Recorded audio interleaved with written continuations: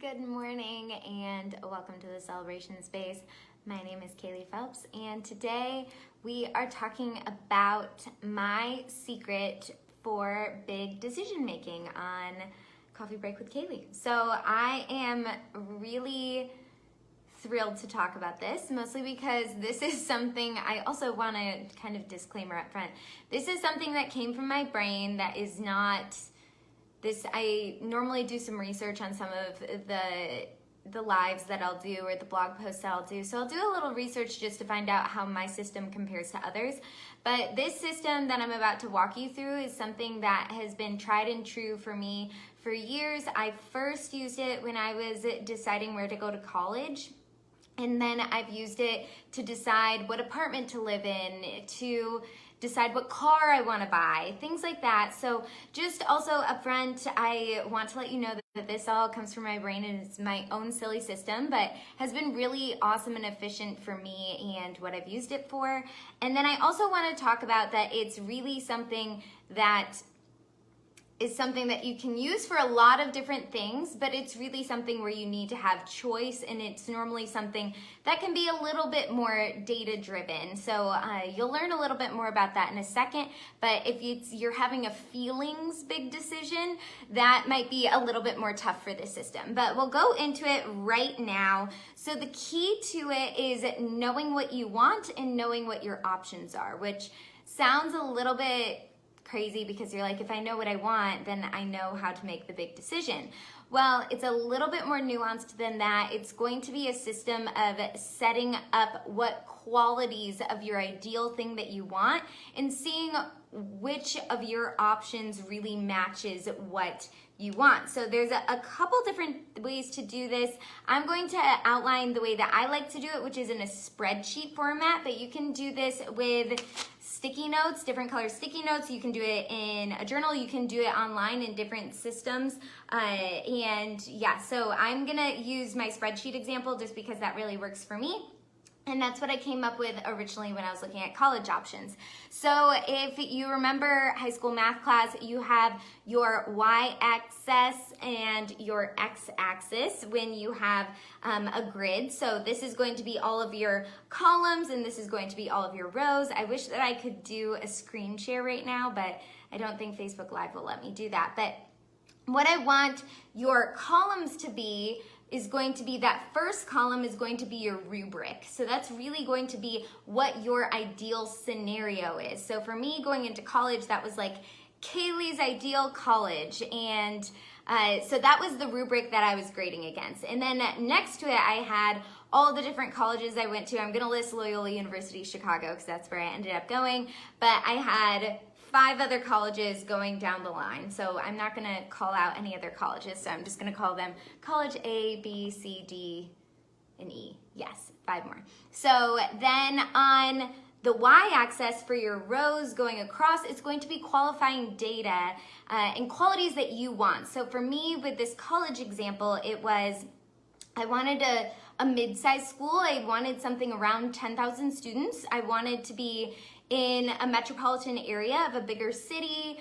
I wanted to, so these are all separate rows. So like I'm listing out each quality that I want. So like city and student size and average GPA was something. I wanted to go to a smart school, but like not one that was too smart, if that makes sense. So where I could have a good time, but also make sure. So I did the average GPA and ACT score to get into the school, and all of these different things to really kind of plot out all of my different qualifying data. And then I went to all the websites and found out my options for all of these things.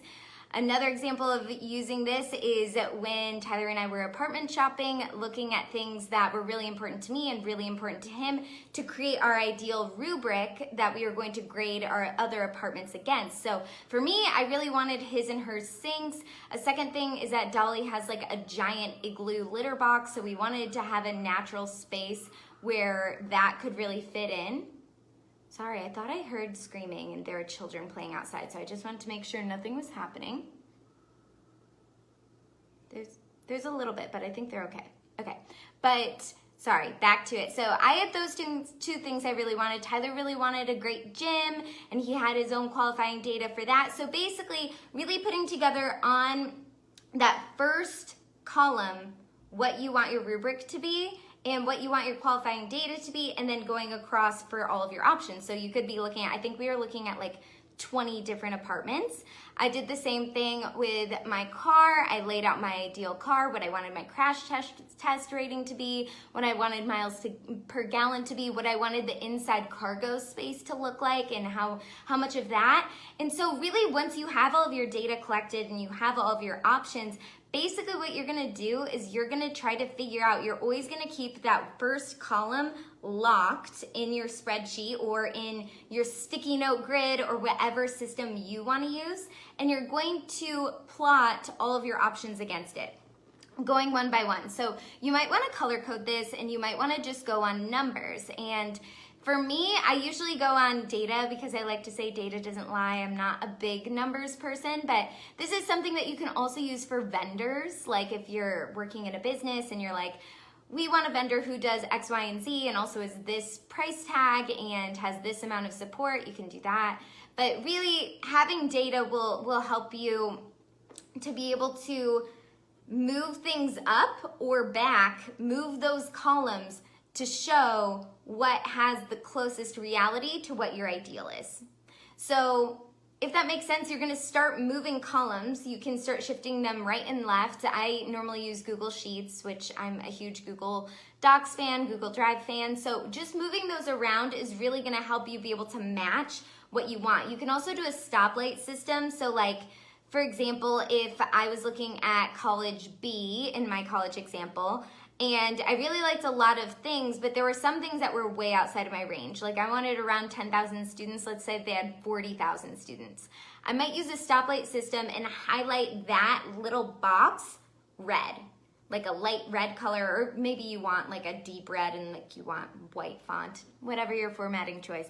But anything that really goes along with what I want, I would highlight green, and whatever it's kind of like, it's like not a make or break, I would highlight yellow, and then something I really don't want, I would highlight red. And that's really gonna educate you at a glance what is going to match what your preferences are. So those are the main things that I've done. Like I said, you can do this with college, apartment, vendors, candidates. I meant this more, I wrote that down more as like candidates that you're hiring for a job, just because I've done a lot of hiring in my lifetime. But also it is election day, so please go out and vote if you are, if you haven't already today. And if you're in the future, you already know what the future holds.